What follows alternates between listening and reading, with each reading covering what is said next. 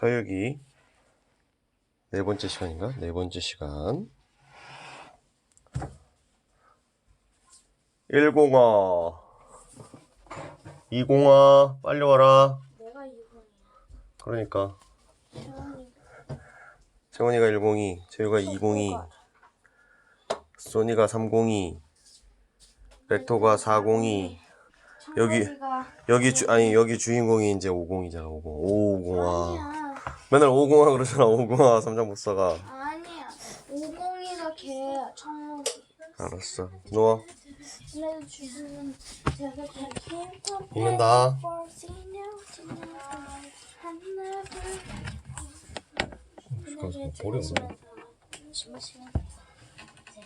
야 이거 스탠드 불은 2단으로 해야 딱 맞네. 1단은 너무 어둡네. 3단으로 해볼까? 아빠, 나도 울 것 오, 같아. 3단은 너무 밝다. 아빠, 어? 나도 울 것 같아. 왜? 나 일요일만 되면 학교 가기 싫어서 그래. 어른들도 일요일만 되면 이 시간 되면 회사 가기 싫어서 막 울고 싶어 해. 아니, 그거 안 돼. 그냥 뭔가 눈 비비지 말고. 무섭게 걱정돼. 하나도 안 무서워. 걱정하지 마. 네가 더 무서워. 엄마에서 조심해서 사랑해요. 굿나잇. 엄마 내일 회사 조심해서 다녀와요. 사랑해요. 대답을 아빠가 했다고 합니다. 마법의 호리병. 삼장법사 일행은 평정산에 도착했습니다. 산꼭대기에는 연화동이라는 동굴이 있었습니다. 동생, 천축국으로 불구경을 가지러 가는 중과 그 제자 3명이 곧 이곳을 지나갈 거니 꼭 잡아야 해. 예, 지금 산을 한 바퀴 돌아보고 오겠습니다. 금각대왕의 말을 들은 은각대왕이 동굴을 나섰습니다. 삼장법사 일행이 평정산 허리길을 돌아갈 때 산에서 내려오던 은각대왕과 동생이겠지? 그 문으로 불리는 거 보니까 은각대왕과 부하들이 삼장법사 일행을 발견했습니다. 백마를 타고 있는 중은 삼장법사고 나머지 3놈은 그의 제자들이다. 은각대왕은 부하들을 숨어있게 한 뒤 노인으로 변신하여 길가에 앉아 기다렸습니다. 할아버지, 다리가 아프십니까? 아이고, 이제는 늙어서 걸음도 많이 못 걷겠구먼. 같은 쪽이면 업어다 드리겠습니다. 손오공은 요괴라는 걸 알았지만 스승님이 또 화를 내고 쫓아낼까봐 노인을 업었습니다. 이전까지 계속 손오공이 변신한 마귀들한테 계속 당했지. 손오공은 딱 알아봤는데 알아보자마자 막 노인 때리고 애들 때리고 막 이쁜 아가씨 때리고 막 그래가지고 저기 열받아가지고 너 가 해가지고 화가선으로 갔다가 다시 돌아온 거 아니야. 지금 돌아와서 다시 가는 길이야 이제 또. 그래서 이제 또 혼날까봐 이제 요괴를 알아봤는데도 불구하고 이제 모르는 척하고서 이제 도와주는 척하는 거야. 손오공은 요괴라는 걸 알았지만 스승님이 또 화를 내고 쫓아낼까봐 노인을 업었습니다. 스승님을 먼저 보내고 이 요괴를 처치해야지. 하지만 손오공의 생각을 은각대왕은 눈치채고 있었습니다. 마침 삼장법사와 두 동생이 산모롱이를 돌아가 보이지 않았습니다. 그때 은각대왕이 먼저 산하라를 옮겨와 손오공 머리 위에 덮어 씌웠습니다. 산 하나를 옮겨와서 손오공 머리 위에 덮어 씌웠습니다. 그러자 손오공은 재빨리 피하며 왼쪽 어깨로 받았습니다. 잇따라 은각대왕은 또 산 하나를 손오공 머리 위에 떨어뜨렸습니다. 손오공은 역시 피하며 오른쪽 어깨로 받쳤습니다. 그러자 이번에는 엄청 큰 산을 옮겨와 손오공 머리 위에 얹었습니다. 손오공은 그만 산 3개에 깔려 꼼짝할 수가 없었습니다. 은각대왕은 서둘러 삼장법사 일행을 뒤쫓아가서 동굴로 끌고 갔습니다. 동생, 수고했어. 그래, 술법이 뛰어난 그 원숭이 놈은 어떻게 했나? 형님, 염려 마십시오. 제놈이 아무리 술수가 뛰어나도 산 3개의 무게는 못 이길 겁니다. 금각대왕은 부하들에게 호리병 하나를 내주었습니다. 너희들은 이 호리병을 산 밑에 깔려있는 손오공한테 가지고 가서 뚜껑을 열고 이름을 불러라. 손오공이 대답하면 금세 이 호리병 속으로 빨려 들어가서 물이 될 것이다. 부하들은 호리병을 들고 콧노래를 부르며 동굴을 나섰습니다. 한편 산 밑에 깔린 손오공은 주문을 외워 그 근처에 있는 토신과 산신들을 불렀습니다. 땅의 신과 산의 신들을 불렀대. 나는 제천대성이다. 너희들은 어째서 요괴들에게 이 산들을 빌려줬느냐? 아이쿠 몰라봬서 죄송합니다. 빨리 치우겠습니다. 토신과 산신들은 서둘러 산을 치웠습니다. 손오공은 일어나서 은각대왕이 사라진 쪽을 노려보았습니다. 저건 뭐야? 산 위에서부터 빛 한 줄기가 번뜩이며 다가오고 있었습니다. 호리병을 가지고 제천 대성님을 항복시키려고 오는 금각대왕의 부하입니다. 손오공은 토신과 산신들을 돌려보낸 뒤 몸을 한번 움찔했습니다. 그러자 머리와 수염이 허연 신선으로 변신했습니다.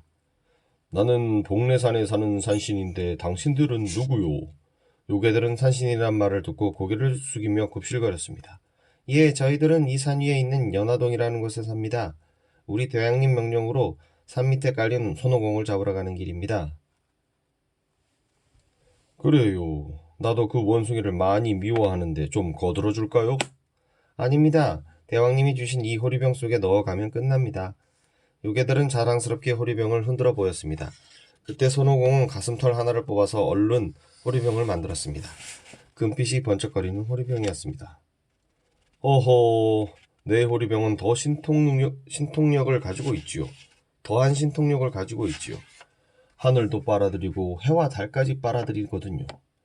요괴들이 믿으려 하고 하지 않자 손오공은 다시 가슴털을 뽑아서 제 분신을 만들어 놓고 하늘로 올라갔습니다. 옥황상제님. 옥황상제는 손오공의 말을 듣고 빙그레 웃으며 고개를 끄덕였습니다. 다시 요괴들 앞으로 내려온 손오공은 금빛이 나는 호리병을 하늘로 던져 올리며 하늘을 삼켜라 하고 외쳤습니다.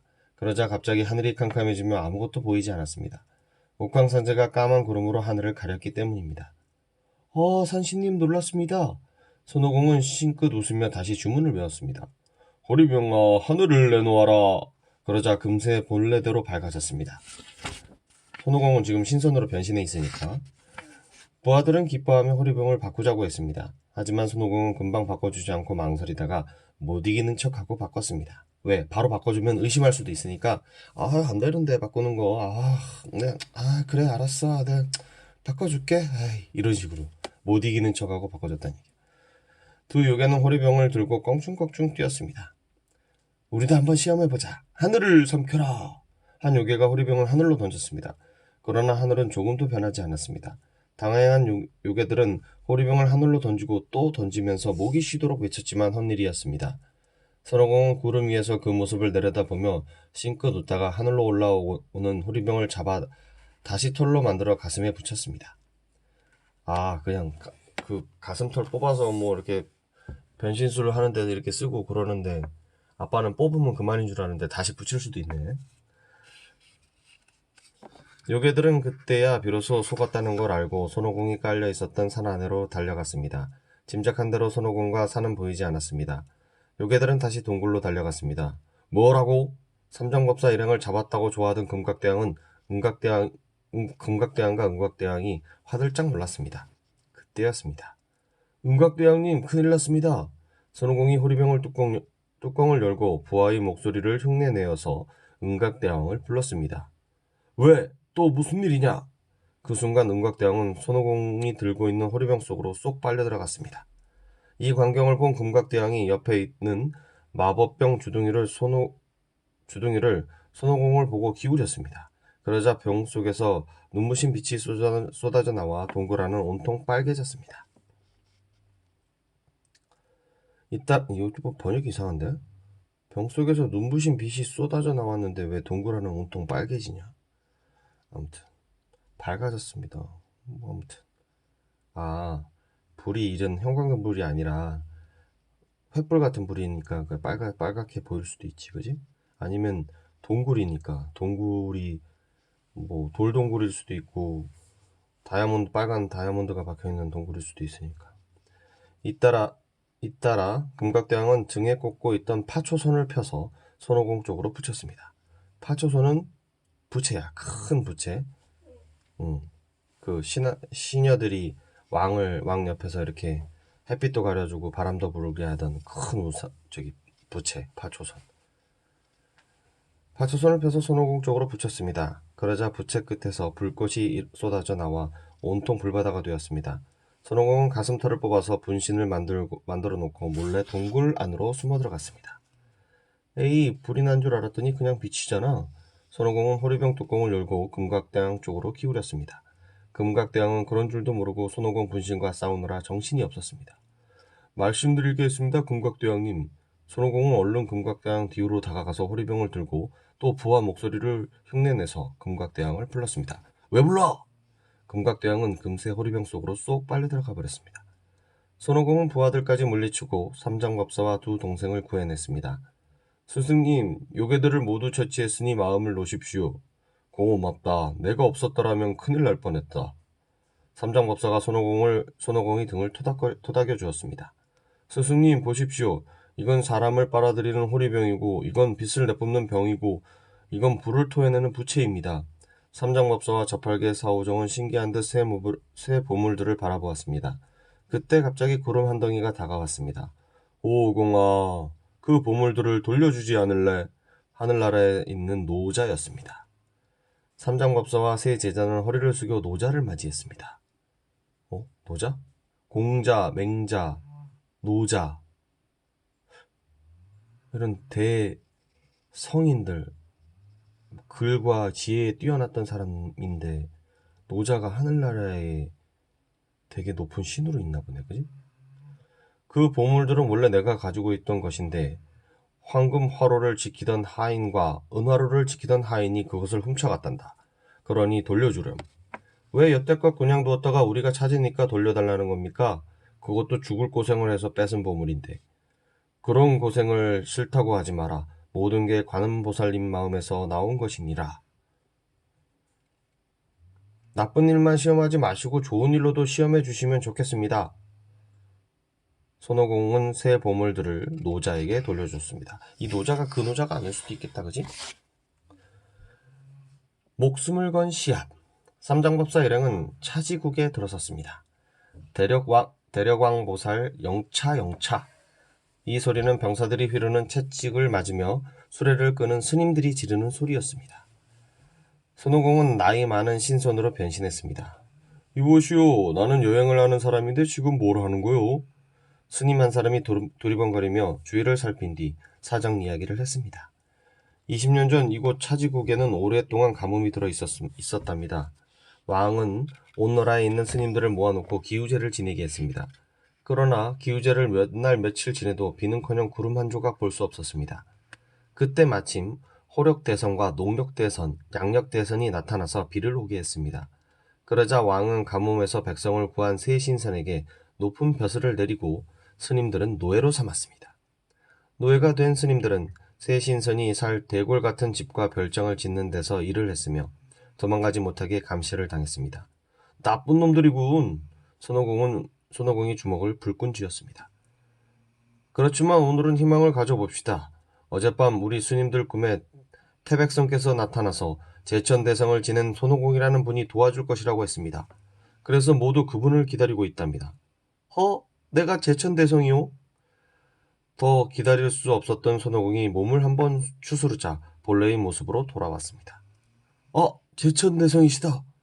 스님은 소리를 지르며 펄쩍펄쩍 뛰었습니다. 그 소리에 다른 스님들도 몰려들어 기뻐했습니다. 손오공은 수레 앞으로 달려가서 소리쳤습니다. 여러분, 그 수레를 밀어버리세요. 와! 함성 소리에 하늘이 울리고 땅이 흔들렸습니다. 감독관들은 놀라서 도망가기 바빴습니다. 앞장선 저놈을 잡아라! 몇몇 감독관들이 채찍을 휘두르며 손오공을 공격했습니다. 손오공은 그 자리에서 버티고 서서 몰려오는 감독관들을 모조리 쓰러뜨렸습니다. 모두 숨으세요! 손오공은 스님들을 모두 숨게 한 뒤 삼장법사와 두 동생들이 기다리는 곳으로 돌아왔습니다. 스승님, 절대 당황하지 마십시오. 손오공은 삼장법사에게 이제까지 있었던 일을 말한 뒤 신선 행사를 하는 것들을 모조리 처치하겠다고 했습니다. 이놈, 내 놈이 감을 중두를 숨겨. 호력대선과 농력대선, 양력대선이 삼장법사 일행을 왕 앞으로 끌고 갔습니다. 저놈들을 당장 사형시켜라. 왕은 몸을 부르르 떨며 고래고래 소리쳤습니다. 손오공은 그런 왕을 보며 빙그레 웃고는 가라앉은 목소리로 말했습니다. 폐하, 우리는 멀고도 먼 당나라에서 서천천축국으로 불경을 가지러 가는 사람들입니다. 이거 매번 읽을 때마다 안 되냐. 그냥 아빠는 천축국이라고 그냥 읽었었는데. 서천천축국. 서천천축국으로 불경을 가지러 가는 사람들입니다.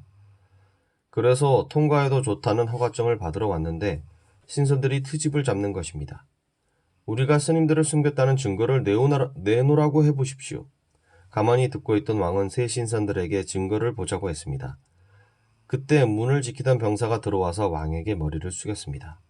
무슨 일이냐? 예, 폐하.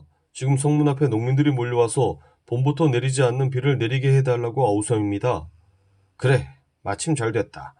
잠시만 기다리라고 해라. 왕은 세 신선들과 삼장법사가 서로 도수를 겨뤄서 이기게 되면 나라를 통과할 수 있게 해주겠다고 했습니다.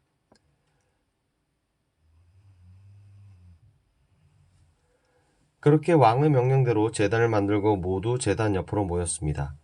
비를 부르겠습니다. 먼저 호력대선이 제단 위에 올라가서 주문을 외우고 제단을 두드렸습니다. 이내 바람이 불고 구름이 몰려들었습니다. 손오공은 가슴털 하나를 뽑아서 분신을 만들어 놓고 하늘로 올라가서 바람신과 구름신, 번개의 신과 비신에게 호력대선의 말을 듣지 말라고 했습니다. 손오공은 다시 삼장법사 옆에 늠름하게 앉았습니다. 그러자 호력대선이 아무리 주문을 외워도 비는커녕 하늘은 점점 맑아졌습니다. 하하하하. 그래서 그리해서 어떻게 도수를 쓴다고 할 수 있겠소? 우리 스승님 도수를 한번 구경해 보시오. 삼장법사는 손오공이 시키는 대로 제단에 올라가서 연부를 배웠습니다. 그러자 거짓말처럼 바람이 구름을 모으고 번개가 번쩍이더니 굵은 빗방울이 떨어졌습니다. 좋다. 이번에는 양쪽에다가 책상을 50개씩 쌓아서 그 위에 앉아 움직이지 않고 좌선을 누가 오래 하는가 하는 시합이다. 어떠냐? 허허허, 그거 좋지. 삼장법사가 큰 소리를, 손오공 목소리를 했네 또. 허허허, 그거 좋지. 삼장법사가 큰 소리를 쳤습니다. 좌선은 그 누구한테도 지지 않을 자신이 있었던 겁니다. 스님들이 이렇게 발을 이렇게 틀고선 양반다리를 해서 허리를 꼿꼿이 세우고 앉는 자세를 좌선이라고 하거든. 이게 쉽지가 않아.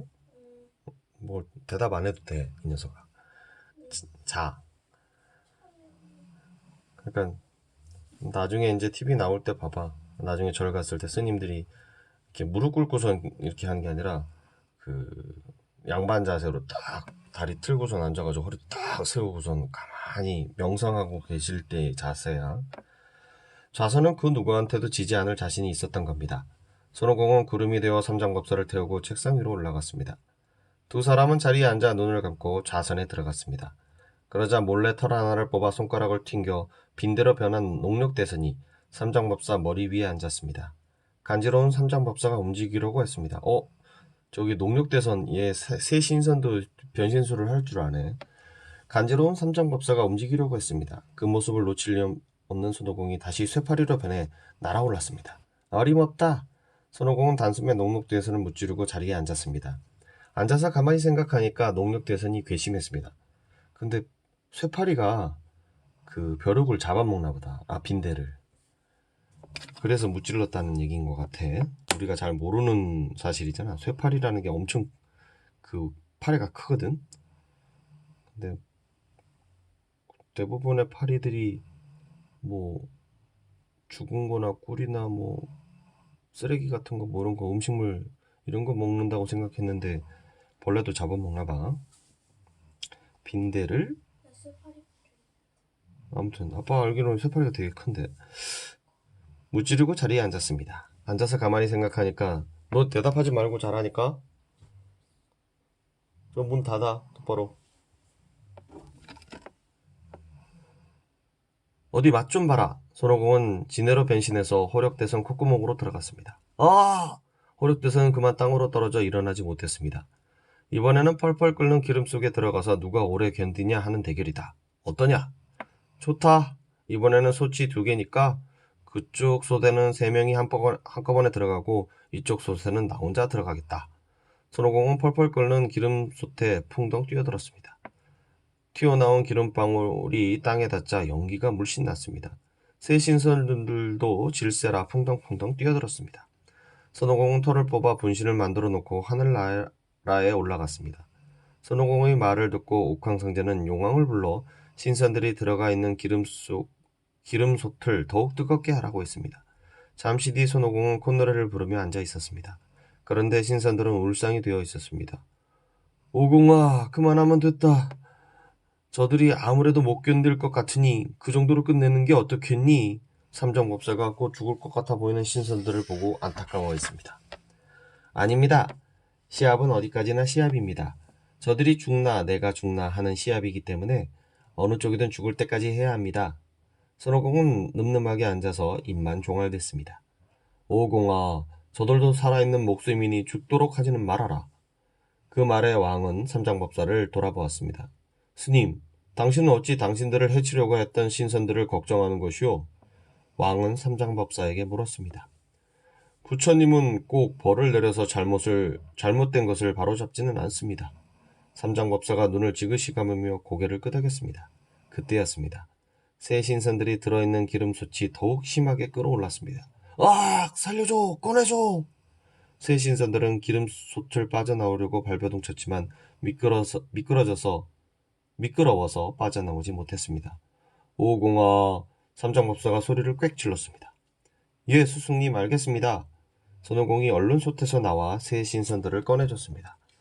솥 밖으로 나온 새 신선들은 뜨거워서 어쩔 줄 모르며 몸부림을 치더니 쓰러졌습니다. 아, 이게 어떻게 된 일이냐? 하나는 호랑이, 하나는 사슴, 또 하나는 양이네. 신하들이 놀라 뒤로 물러났습니다. 폐하, 이것들은 신선이 아니라 몇백 년 묵은 요괴들로서 아주 무서운 놈들입니다. 그대로 두었으면 폐하를 해치고 이 나라를 차지했을 것입니다. 그때였습니다. 노예로 살던 스님들이 몰려들었습니다. 제천대성 만세, 만세, 만세! 그 소리에 왕은 잘못을 뉘우치고 절을 지어서 스님들을 귀하게 대접했다고 합니다. 아, 이게 한자가 여기서 아까 무슨 대선이라고 그랬니?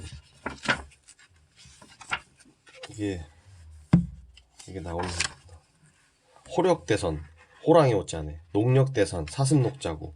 양력대선, 양양자네. 그러니까 수백 년 묵은 호랑이, 사슴, 양이 변신한 거네. 아, 이거 미리 알았어야 되는데. 그냥 한자를 알아야 돼, 조금. 둔갑한 금붕어. 달빛과 풀벌레 소리가 가을밤을 적시었습니다. 삼장법사 일행은 통천하라고 하는 큰 강기슭에서 발길을 멈췄습니다. 그때 바라와 북소리가 들렸습니다. 바라는 불교 행사에서 쓰는 큰 심벌츠 같은 거.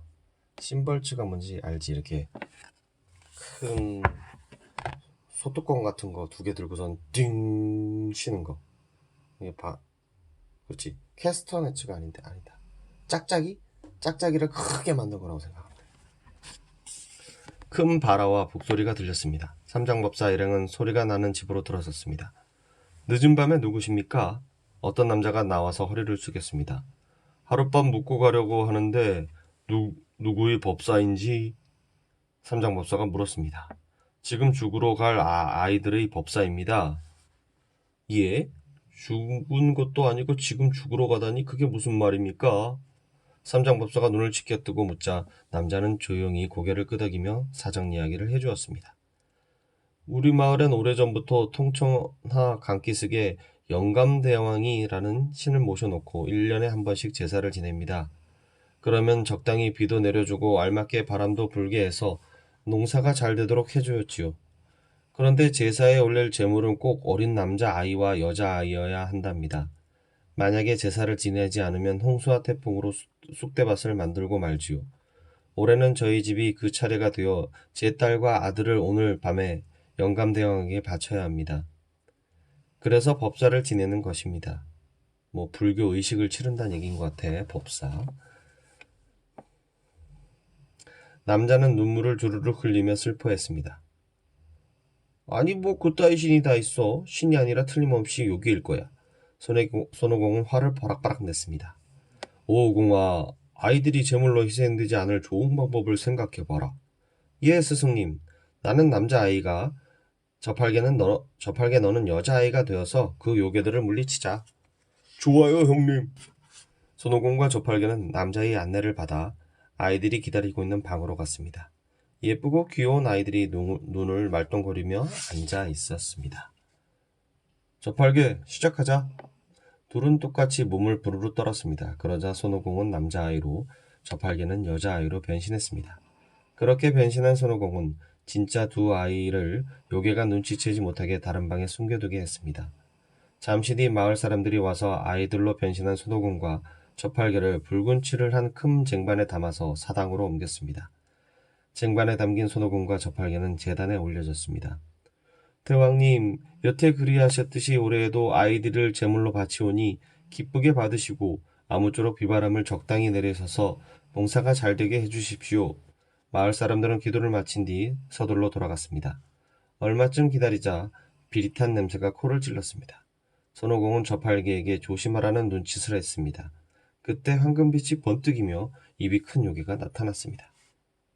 히히히히, 해마다 약속대로 잘하는군. 이번에는 계집 아이부터. 요괴는 다짜고짜 여자아이로 변신한 저팔계를 향해 입을 벌리고 다가갔습니다. 그러자 저팔계는 몸을 흔들어 본래의 모습으로 변신한 뒤 쇠갈퀴를 휘둘렀습니다. 쇠갈퀴를 피해 하늘로 솟구치던 요괴의 몸에서 황금색 비늘이 떨어졌습니다. 저팔계와 손오공은 요괴를 따라 하늘로 치솟았습니다. 요괴는 구름 위에 버티고 서 있었습니다. 너희들은 누구냐? 요괴가 손오공과 저팔계를 보고 툭 튀어나온 눈을 부라렸습니다. 우리는 당나라에서 서천천축국으로 불경을 가지러 가는 길이다. 그런데 내가 감히 영감대왕이라고 신을 흉내내서 마을 사람들을 괴롭히다니 그러고도 무사할 줄 알았더냐? 손오공이 호통을 치며 여의봉을 휘두르자 요괴는 강물 속으로 숨어버렸습니다. 틀림없이 저 요괴는 이 강에 살고 있을 것이다. 내일 요괴를 잡아서 스승님과 강을 건너도록 하자. 손오공과 저팔계는 제상을 들고 아이들 집으로 갔습니다. 아이 가족들은 고마워서 어쩔 줄 몰라 했습니다. 다음날 아침이 되었습니다. 마을에는 온통 눈이 내려서 하얀 이불을 뒤집어 쓴 것 같았습니다. 강에는 얼음이 꽁꽁 얼었습니다. 강을 건너지 못한 사람들이 줄을 서서 얼음판 위를 건넜습니다. 다행이다. 우리도 저 사람들처럼 건너자. 삼장법사 일행도 아이들에게 인사를 한 뒤 강을 건넜습니다. 삼장법사는 말을 타고 앞서갔습니다. 손오공과 저팔계 사오정은 바짝 몇 발짝 뒤처져서 따라갔습니다. 얼마쯤 갔을까요? 갑자기 얼음이 내려앉았습니다. 스승님, 조심하십시오. 손오공이 삼장법사를 구하려고 했지만 이미 늦었습니다. 저팔계는 삼장법사가 사라진 강물로 뛰어들어가고 손오공과 사오정은 말굽빛만 잡고 강기슭으로 나왔습니다. 큰일 났습니다, 형님. 스승님이 요괴에게 붙잡혀서 돌상자에 갇혔습니다. 한참 뒤 저팔계가 물속으로 나오며 소리쳤습니다. 그러자 손오공이 말했습니다. 난 땅에서는 어떤 요괴라도 자신이 있는데 물속에서는 자신이 없어. 그러니 너희 둘이 물에 들어가서 요괴를 꿰어내라. 그러면 내가 기다리고 있다가 처치할 테니. 좋아요. 저팔계와 사오정은 얼음을 부수고 잽싸게 물속으로 뛰어들었습니다. 얼마나 기다렸을까요? 저팔계와 사오정이 불쑥 솟아올랐습니다. 뒤따라 금빛으로 빛나는 큰 물고기 요괴가 머리를 내밀었습니다. 이야! 손오공이 소리치며 여의봉으로 내리쳤습니다. 하지만 요괴는 손오공의 여의봉을 피해 물속으로 숨어버렸습니다. 할 수 없지. 우리가 물속에 들어가서 싸울 수밖에. 저팔계와 사오정이 다시 물속으로 뛰어들었습니다. 한참을 싸워도 끝나지 않자 저팔계와 사오정이 밖으로 나왔습니다. 안 되겠다. 관음보살님께 도움을 청해야겠다. 잠시도 머뭇거릴 수 없는 손오공은 하늘나라로 올라갔습니다. 관음보살은 대밭에서 대광주리를 만들고 있었습니다. 대나무 밭에서 그 대나무를 가늘게 잘라가지고 서로 엮어가지고 이렇게 광주리 뭐라고 그래야 되나?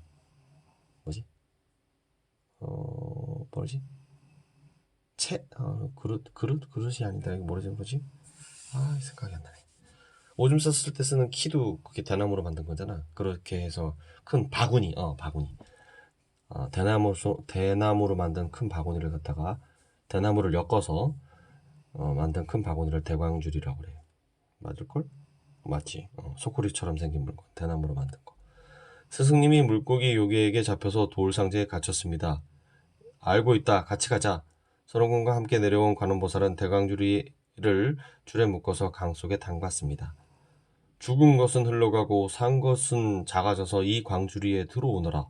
관음보살이 그렇게 7번 중얼거린 뒤에 대광주리를 들어올리자 그 안에서 금붕어 한 마리가 팔딱거렸습니다. 이놈이 그 요괴의 정체다. 빨리 삼장법사를 구하도록 해라.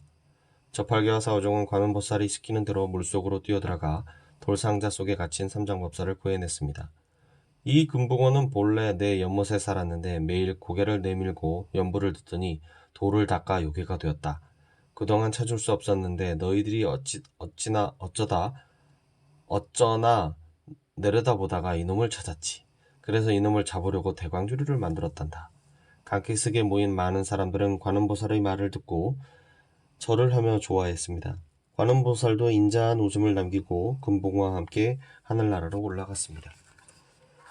그때 마을 사람들 가운데 그림을 잘 그리는 사람이 관음보살의 모습을 그렸습니다. 이때 그린 관음보살상이 후세에 전해져 내려온 어람관음상이라고 합니다. 물고기를 담은 바구니를 들고 있거나 큰 물고기를 타고 있는 관음보살을 일컫는 말. 그 아빠도 봤거든? 그러니까 관음보살, 이게 약간 관음보살이 여자처럼 표현됐거든. 여신처럼. 근데 그게 큰 바구니를 들고 있거나 물고기를 타고 있는 상을 봤어. 아빠가 그림을. 불화라고 그래, 그걸. 불교 그림을 갖다 불화라고 그래. 그 그림이나 그런 걸 상을 갖다가 어람관음상이라고 한대. 모두 무사했구나. 스승님, 큰일 날 뻔했습니다. 삼장법사와 제자들이 서로 무사한 것을 확인하고 있을 때 배보다 더 큰 흰 거북 한 마리가 강 위로 떠올랐습니다. 나는 원래 이 강의 지킴이었는데 7년 전에 그 금붕어에게 집을 빼앗겼습니다. 스님과 여러분 덕에 다시 제자리를 찾았으니 감사의 뜻으로 저쪽 강기슭까지 모셔다 드리겠습니다. 제 등에 타십시오. 꽁꽁 얼었던 통천안은 얼음이 다 녹고 그전처럼 물이 흐르고 있었습니다. 흰 거북은 네 사람과 말까지 등에 태우고 하루 만에 강을 건넜습니다. 몇 편 안 남았는데, 그지? 다음을 기약하자. 5번째 시간에 딱 다 읽으면 되겠다. 굿나잇.